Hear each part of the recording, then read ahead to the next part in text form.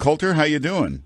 Fine, thanks. How are you, Mark Simone? Very good. I saw you last night at this. That was a great book party for Corey Lewandowski. Everybody in the history of Fox News was there. And CNN. I liked my pal Oliver Darcy coming in wearing a CNN T-shirt. I told him, "Are you trying to get shot here?"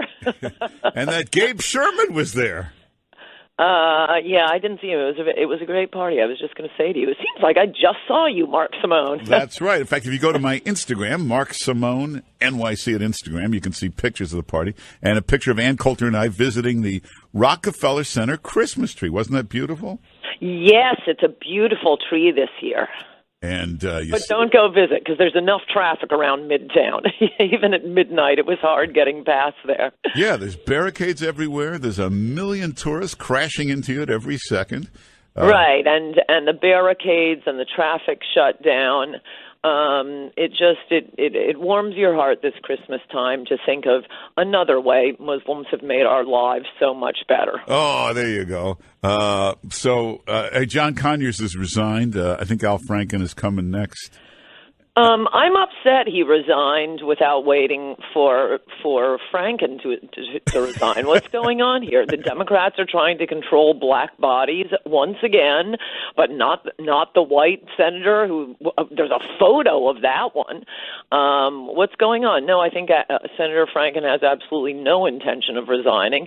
And if Conyers did nothing else, he should, he's a proud black man. Why is he the one the Democrats are going after and not a United States senator? I mean, Conyers is just a little congressman. Hey, that's a good point. I have not heard all of them speaking out, like Pelosi and others, about Franken. Why are they? Yeah, you're right. Because once again, the Democratic Party is trying to control black bodies. Well, I think also they just need that Senate vote. They're more concerned about that Senate vote. Oh, no. Minnesota has gone mad. I promise you. There's no possibility that Franken will not be replaced by a Democrat. Well, that's true. As woke as he is. Hey, Robert Mueller, now he's going after Trump's finances, and he's subpoenaed Deutsche Bank and all. He has veered so far off of Russia. Don't you think it's time to, you can't just fire him, but take him out and put in another special prosecutor, somebody more competent? What is necessary in the world today, competence is less important than people who don't care about their status. It's a lot harder to find that. I was thinking about this.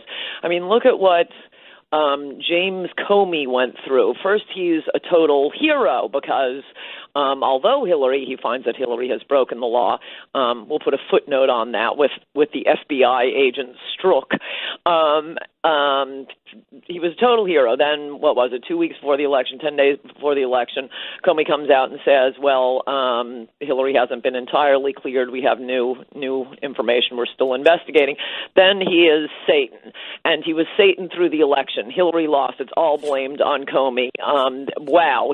He better be purer than Caesar's wife. And then Trump fires him. And suddenly he's a hero again. He's a hero. The media has so much power and watch. I mean, you and I watch MSNBC. It's like a dinner party where people are competing for who makes the most money or who has the biggest house, who can most viciously denounce Donald Trump and win that day on Morning Joe.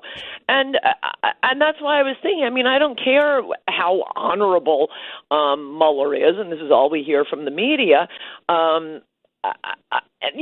We've seen this a million times before. We've seen it with journalists through the Bill Clinton scandal. That when the story first broke with Monica Lewinsky, half the Democratic Party was shocked and demanding that Clinton had to go. But then they checked back in with the mothership, and no, we approve of him. And suddenly, the exact same reporters, the exact same journalists were furious with the GOP, not with Bill Clinton for things that are destroying careers these days. So, I mean, there's no way Mueller can walk away from this investigation without charging Donald Trump with murder. He's got to come up with something. Because most people these days really don't have character. What they want is status. We don't live in a very moral time, even with people who appear to be upright.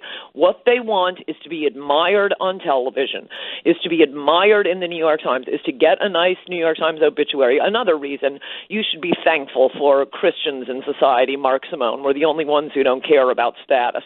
But yeah, this guy does. Oh. I just thought I'd slip that into my little heathen friend. So, what do you think about the tax plan? I mean, it's okay. The business tax cuts are good. The personal side, it's a bit of a mess. Well, why did he start with this? Half the country doesn't pay taxes.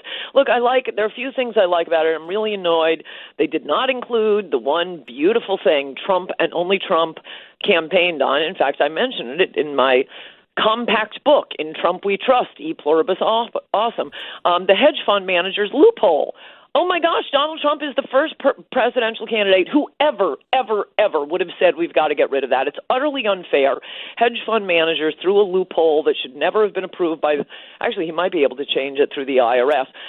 They only get taxed at 15% for multiple millions, hundreds of millions of dollars in income. This is what Warren Buffett is always talking about, how he pays a lower rate than his secretary. Even Warren Buffett wants to get rid of it. The Democrats will never touch it. It's a great way to humiliate Chuck Schumer because he'll go on TV and pretend to be against it, but then, in the back rooms do anything to save it because Democrats get their money from Wall Street. Republicans are such morons. They don't even get money from Wall Street. Wall Street hates them, and they're constantly sucking up to Wall Street. That was a beautiful thing about Trump's campaign, and that is not in the tax bill.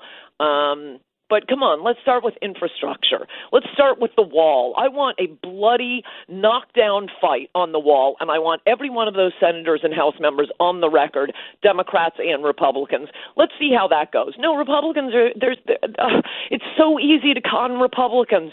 The Democrats just say, oh, I don't think you want to have that fight. No, it's Democrats who don't want to have that fight. They don't want to be on the record. But Republicans are morons. Why are they doing tax cuts first? No, that should be second-year stuff. Yeah. Hey, remember, first of all, Matt Lauer going after you on women's issues. Can you imagine this, Matt Lauer doing that? Yes, I was mean to women. Yeah, but also, remember Matt Lauer ridiculing the wall. The wall was ridiculous, but here's a guy who had a button under his desk to lock the door. Maybe we could just get a button on our wall. Yeah. Put a button on the border down there. That's a great point, Mark Simone. Yeah, he had a button there to keep people out in case anybody tried to come in. This is in an office that's in a building that's the most secure building in the world. Yeah, you can't even drive there now with the tree. I see you've been sending out blind items in your tweets. Yes. What they always say, who's next? Who's next in these sexual harassment scandals? And I think another head of a cable news network is coming next. It's funny how everybody hears about this stuff. Although I'm usually the last one to know, at least in real time. But no one will print it. So I love your blind items for that. Hey, one other thing I want to mention. I was out doing stuff yesterday, so I haven't tweeted for like 24 hours. It's very embarrassing.